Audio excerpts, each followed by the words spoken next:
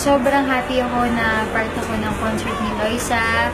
At until now, sobrang gulat pa rin ako na isa ako sa mga hinahangaan niya ng mga musiko sa Philippines. So, nakakatuwa. And I hope na talagang maligayahan siya mamaya sa prod number namin kasi night niya.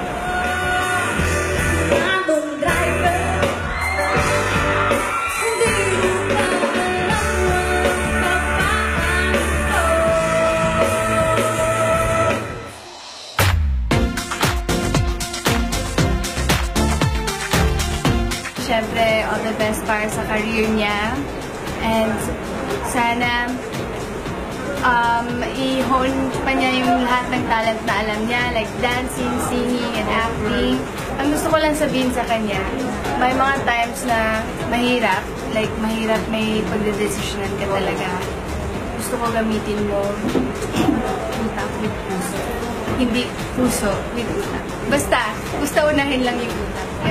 Alam mo na yun, Loisa. Pinag-uusapan natin yun every time nakikita tayo. Kaya, love na love kita. School life on my high school life, every memory ganda. Loisa, happy birthday sa'yo. And maraming salamat. I love you. Maraming salamat sa pagiging mabuting kaibigan sa akin. And alam ko matutupad pa yung pangarap mo dahil sobrang bait mo ng tao. Thank you. High school life, ay wala kasing saya. Bakit kung graduation ay luluhan ka talaga? Ang saya ng high school, di na natin high school, di na mapapantayan.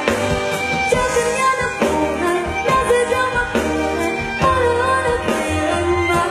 Ayan, maraming salamat po sa inyo, sa Loya, sa Loyni, sa Loyshua, sa Loyson, sa Loyri, sa Loynigo na talagang nandyan para supportahan ako. Kaya, yun, sana po nag-enjoy kayo and napasaya ko po yung gabi nyo. Naging worth it po lahat ng pag-commute nyo. Alam ko sa mga team bahay dyan na nasa kanya-kanyang bahay nila. Kaya sana po nag-enjoy din po kayo sa panonood din sa akin. And sana po, naibalik ko po yung love na binigay niyo po sa akin. Salamat po sa inyo, mahal na mahal ko po kayo.